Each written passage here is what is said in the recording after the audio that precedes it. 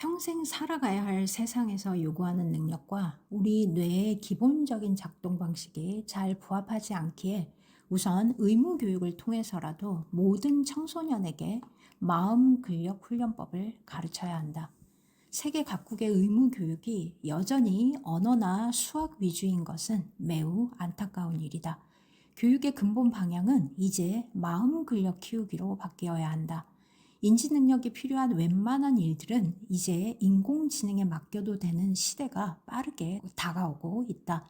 덕분에 최근 교육 현장에서도 마음 근력의 중요성을 강조하기 시작했으나 여전히 대부분의 교과 과정은 인지 능력 향상에만 초점을 맞추고 있다. 인간의 능력에는 두 종류가 있다. 하나는 인지 능력이고 다른 하나는 비인지 능력이다. 흔히 머리가 좋고 똑똑한 사람에게 인지 능력이 뛰어나다고 말한다. 사람들은 오랫동안 인지 능력이 인간의 기본적인 성취 역량을 결정짓는다고 믿었다. 대학이나 기업에서도 인지 능력이 뛰어난 인재를 선발하기 위해서 노력해왔다. 똑똑하면 공부도 잘하고 일도 잘한다고 믿었기 때문이다. 나아가 높은 성취를 이룬 사람들은 똑똑하고 머리가 좋기 때문이라고 생각했다.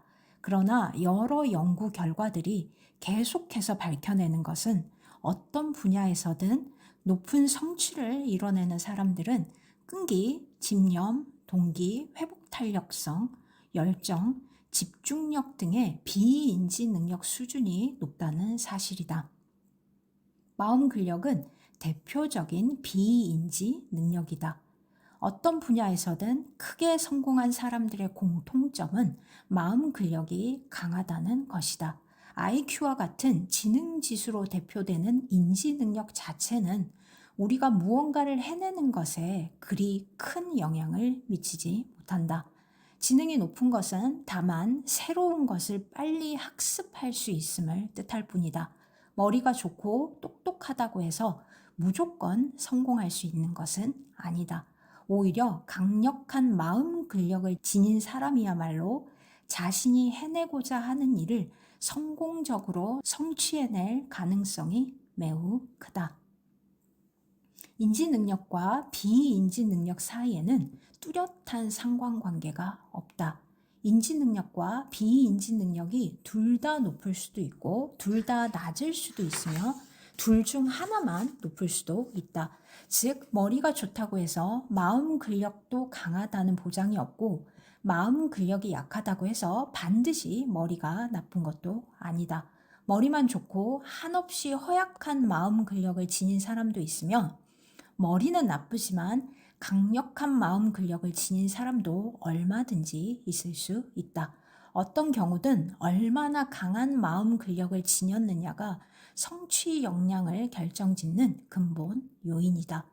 마음 근력이 약한 사람은 머리가 좋고 나쁨을 떠나서 어떤 일을 해내는 힘이 약할 수밖에 없기 때문이다. 마음 근력이 강한 사람인지 아닌지를 쉽게 판별하는 방법이 있다.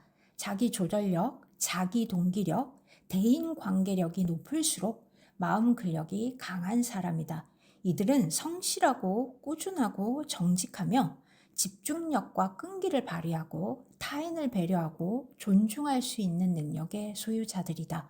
한번 실패했다고 해서 좌절하지 않으며 자그마한 공식에 흥분하거나 들뜨지도 않는다.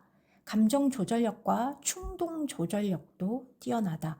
이러한 비인지 능력이 뛰어난 사람은 훌륭한 성품과 인성을 가질 가능성도 크기 때문에 비인지 능력을 성취 역량 인성이라 부르기도 한다. 마음 근력은 체계적인 노력과 반복적인 훈련을 통해 얼마든지 향상시킬 수 있다. 이는 마치 운동을 통해 몸의 근력을 단련할 수 있는 것과 마찬가지이다. 마음 근력도 몸의 근육처럼 어느 정도는 선천적으로 타고난다. 타고난 마음 근력이 강한 사람도 있고 허약한 사람도 있다. 그러나 몸의 근육처럼 후천적인 습관과 노력이 훨씬 더 중요하다. 현재 당신의 팔 근육이 얼마만큼의 근력을 발휘하는가는 선천적으로 타고난 근력과는 거의 관계가 없다. 오히려 최근 몇 달 동안 얼마나 자주 팔을 움직이고 운동했는지와 훨씬 더 관계가 있다. 선천적으로 근육이 발달한 사람이라 할지라도 부상 등의 이유로 두어 달 동안 팔을 전혀 움직이지 못한다면 팔의 근육은 형편없이 약해진다. 반대로 약골로 태어난 사람이라 하더라도 꾸준히 운동하고 단련하면 탄탄한 근육을 가질 수 있다. 마음 근력도 이와 같다. 꾸준히 석 달 이상 노력하면 누구든 강력한 마음 근력을 지닐 수 있다. 몸의 근육이나 마음의 근육이나 모두 후천적인 노력이 훨씬 더 중요하다. 마음 근력 훈련을 통해 성취 역량을 강화한다는 것이 많이 들어본 이야기처럼 여겨질지도 모른다. 그러나 제도권 교육의 관점에서 보자면 매우 새롭고도 획기적인 이야기이다. 전통적인 교육학이나 심리학은 어떤 사람의 역량이 주로 인지 능력에 의해 결정된다고 믿었기 때문에 학교나 기업에서의 교육 역시 지식의 습득이나 지적 능력 개발에 초점을 맞춰왔다. 사실 비인지 능력이 중요하다는 것을 모르는 사람은 없다. 우리 대부분 원하는 바를 성취하려면 끈기와 노력하는 힘이 있어야 하고, 시험이나 경기에서 좋은 성적을 내려면 집중력이 높아야 한다는 것을 잘 안다. 직장에서 성과를 내려면 협업력과 리더십이 중요하다는 점 역시 누구나 인정한다. 감정 조절력이나 충동 통제력이 뛰어난 성취 역량의 조건이라는 점을 부인하는 사람 역시 없을 것이다. 그런데도 정규 교과 과정에는 끈기, 집중력, 과제 지속력 등의 성취 역량 향상을 위한 교육이 전혀 없다. 협업을 위한 설득력이나 리더십 강화를 위한 체계적인 교육 커리큘럼도 없다. 감정 조절력이나 충동 통제력 향상을 위한 교과목도 마찬가지로 찾아볼 수 없다. 그저 언어와 수학만 강조해서 가르치는 것이 전 세계 의무 교육 시스템의 공통점이다. 비인지 능력에 초점을 맞춘 교육을 통해 성취 역량이 높은 사람을 길러낼 수 있다는 것은 지난 100여 년간 이어온 의무 교육 시스템의 반기를 드는 주장이다.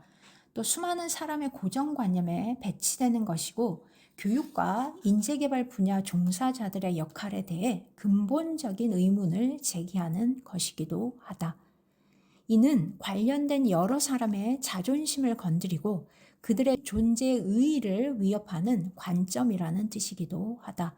내가 이 책에서 아무리 과학적인 근거를 토대로 논리적이고 합리적인 이야기를 하더라도 독자들을 설득하고 나아가 우리 사회의 고정관념을 바꾸는 것은 거의 불가능할 정도로 어려운 일이라는 걸 잘 알고 있다.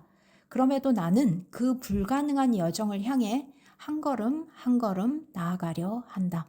이제는 잘못된 고정관념을 바꿔나가기 시작해야 한다고 굳게 믿기 때문이다.